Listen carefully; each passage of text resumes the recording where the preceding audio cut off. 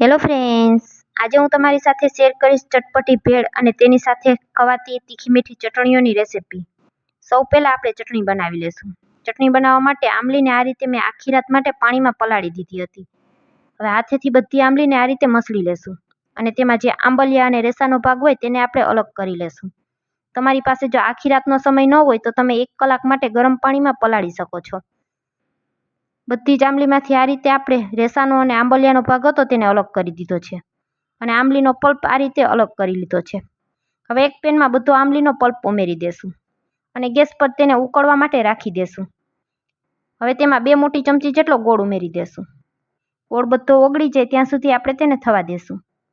ધીમા તાપ ઉપર ચટણીને ઉકળવા દેશું. 1 મિનિટમાં બધો જ ગોળ એકદમ સરસ ઉકળી જશે. તો હવે 1 મિનિટ જેવો સમય થઈ ગયો છે. તમે જોઈ શકશો ગોળ બધો ઉકળી ગયો છે અને ચટણી આપણી આ રીતે ઉકળી ગઈ છે. હવે તેમાં સ્વાદ અનુસાર મીઠું ઉમેરી દેશું. અડધી ચમચી જેટલો ચાટ મસાલો ઉમેરી દેશું. થોડું કાશ્મીરી લાલ મરચું ઉમેરી દેશું. બધી વસ્તુને મિક્સ કરી અને અડધી મિનિટ સુધી ફરી પાછી ચટણીને ઉકાળી લેશું. હવે ગેસને બંધ કરી દેશું. તો તમે જોઈ શકશો આંબલી અને ગોળની ખાટી મીઠી ચટણી આપણી તૈયાર થઈ ગઈ છે. તમારે જો આમાં ખજૂર ઉમેરવું હોય તો પણ ઉમેરી શકો છો. હું અત્યારે ઉનાળામાં ગરમી હોવાના કારણે ખજૂર ઉમેરતી નથી.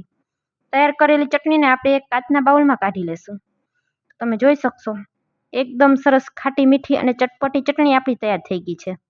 માત્ર 2 થી 3 મિનિટમાં આ ચટણી બનીને તૈયાર થઈ જાય છે અને ભેળ સાથે તેને સ્વાદ ખૂબ જ સરસ લાગે છે. હવે આપણી આ ગોળ અને આંબલીની ચટણીને આપણે સાઈડમાં રાખી દેશું અને હવે આપણે બીજી તીખી ચટણી બનાવીને તૈયાર કરી લેશું. તેના માટે લીલા ધાણાને આ રીતે મિક્સર જારમાં ઉમેરી દેશું. અડધા કપ જેટલા તાજા ફુદીનાના પાન ઉમેરી દેશું. તેમાં થોડો સંચર પાવડર અને સ્વાદ અનુસાર મીઠું ઉમેરી દેશું. 1 લીલું મરચું અને 1 ટુકડો આદુનો ઉમેરી દેશું.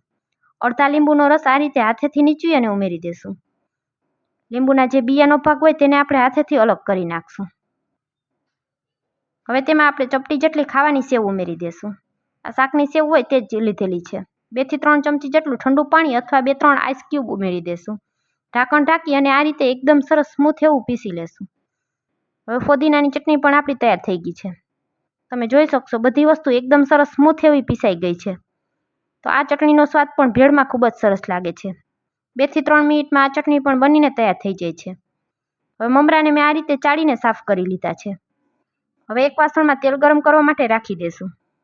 2-3 મમરા ઉમેરી અને ચેક કરી લેશું. મમરા તરત જ ઉપર આવે એટલે આપણું તેલ ગરમ થઈ ગયું છે. તો હવે ચાળેલા મમરા બધા તેમાં ઉમેરી દેશું. અડધી ચમચી જેટલો હળદર પાવડર ઉમેરી દેશું. સ્વાદ અનુસાર મીઠું ઉમેરી દેશું અને તેને મિક્સ કરી લેશું. તો ફ્રેન્ડ્સ, ઉનાળાની ગરમીમાં જ્યારે પણ તમને શાક રોટલી બનાવવાનું મન ન હોય અથવા શાક રોટલી ખાવાનું પણ મન ન હોય તો આ રીતે તમે માત્ર 10 થી 15 મિનિટમાં ભેળ બનાવીને ખાઈ શકો છો. ઘરમાં નાનાથી લઈ મોટા સુધી બધાને ખૂબ જ પસંદ આવે છે. ખૂબ જ ઝડપથી બની જાય છે. હવે આપણા મમરા એકદમ સરસ મિક્સ થઈ ગયા છે.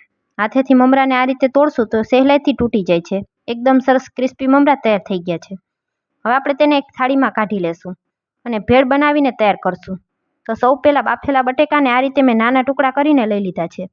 ત્યારબાદ થોડી કાકડીના પર આ રીતે નાના ટુકડા કરીને લીધેલા છે. ડુંગળી થોડી ઉમેરી દેશું. ઝીણી ચોપરમાં ચોપ કરેલી ડુંગળી ઉમેરેલી છે. થોડું આ રીતે તીખું ચવાણું ઉમેરી દેશું. થોડી કાચી કેરી ઉમેરી દેશું. અત્યારે કાચી કેરીની સિઝન છે તો ચોક્કસથી ઉમેરવાની. થોડા ટામેટાં ઉમેરી દેશું. તમને જે પણ જેટલી વસ્તુ પસંદ હોય એટલી વધઘટ કરી શકો છો. થોડી આ રીતે ઉપરથી સેવ ઉમેરી દેશું. હવે આપણે જે બંને ચટણી તૈયાર કરેલી છે તેને ઉમેરી દેશું. તો તમને જે પ્રમાણે તીખી મીઠી ચટણી પસંદ હોય એ પ્રમાણે ઉમેરી શકો છો. મેં 2 થી 3 ચમચી જેટલી આ રીતે તીખી ચટણી ઉમેરેલી છે. હવે આપણે તેમાં ગોળ અને આંબલીની ચટણી ઉમેરી દેશું. જે પ્રમાણે મીઠું જોઈએ તે પ્રમાણે ઉમેરી દેવાની. ઉપરથી લીલા ધાણા ઉમેરી દેશું. તો છે ને ફ્રેન્ડ્સ, એકદમ ચટપટી અને ઝટપટ બની જાય તેવી ભેળ. તો તમને પણ જ્યારે ઉનાળામાં રોટલી શાક બનાવવાની આળસ થતી હોય ત્યારે આ રીતે ભેળ બનાવી અને ટ્રાય કરજો. ઘરમાં બધાને ખૂબ જ પસંદ આવશે. ઉપરથી આ રીતે તમને જે પ્રમાણે વધારે કે ઓછી ચટણીઓ જોઈએ એ રીતે ઉમેરી અને ગરમા ગરમ ભેળને સર્વ કરીશું. તો ફ્રેન્ડ્સ, આજની રેસિપી પૂરી જોયા પછી જો સારી લાગે તો વિડીયોને એક લાઇક કરજો, ફ્રેન્ડ્સ અને ફેમિલી સાથે શેર કરજો અને મારી રેસિપીઓ તમને જોવી ગમતી હોય તો મને સપોર્ટ કરવા બદલ મારી ચેનલને સબસ્ક્રાઈબ કરજો.